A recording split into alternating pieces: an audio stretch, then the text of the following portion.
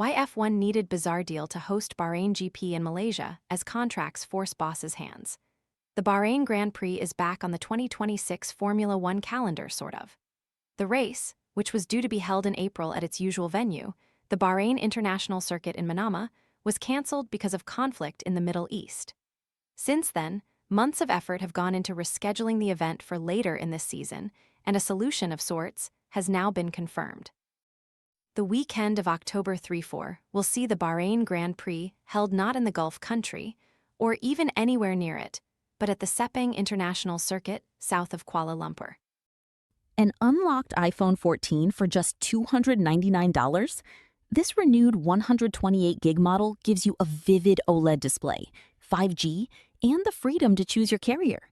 Want to check today's Amazon deal? Scan the QR code now or visit grabdeal.us/6 before it's gone. It is 3,750 miles southeast of Bahrain and last hosted the Malaysian Grand Prix in 2017, a race won by Max Verstappen. That weekend falls between the races due to be held in Azerbaijan and Singapore, turning it into a particularly brutal triple-header of 3 races in as many weekends. Singapore in particular is always an exhausting physical challenge given the heat and humidity, and the same will be true in Malaysia, which borders Singapore to the north. It also means that, as it stands, this season will comprise of 23 races. It was due to be 24, but the lost Saudi Arabia race will not be rescheduled.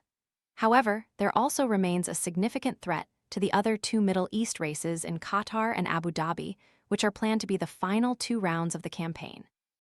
F1 does not have to make a decision on those events until September, when teams will need to start sending freight to the region, and there is every chance a lasting peace could be reached in the coming weeks.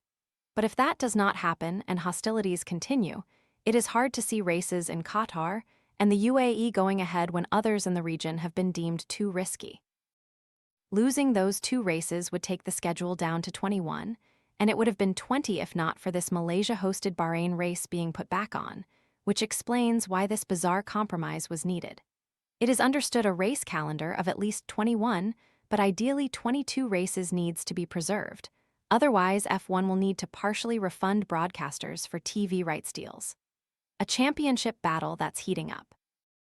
When the Formula One season delivers like this, watching from home just isn't the same as being there when the lights go out. With Gulliver's Sports Travel, you can experience the most iconic races on the Formula One calendar live. Enjoy tickets, hand-picked hotels, and seamless travel with one of the UK's leading sports travel specialists. Don't just watch the action, experience it live. Visit Gulliver's Travel, Co. UK and secure your place today. Various deals have different terms, but keeping the calendar at 21 races or above saves F1 from having to hand back significant sums to broadcasters.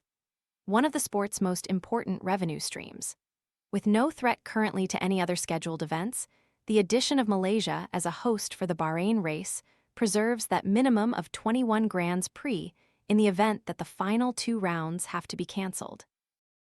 And F1 is also looking at contingency plans to pump the number back up to 22, should the Qatar and Abu Dhabi Grands Prix be dropped.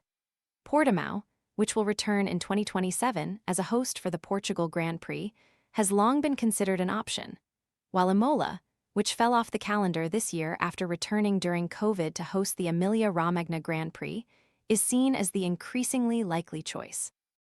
While it would no doubt be cold in December and a challenge for tires, Imola will be seen as a popular choice given the chances of Bologna-born Kimi Antonelli being crowned champion at his home circuit, or the same happening for one of the Ferrari drivers on Italian soil.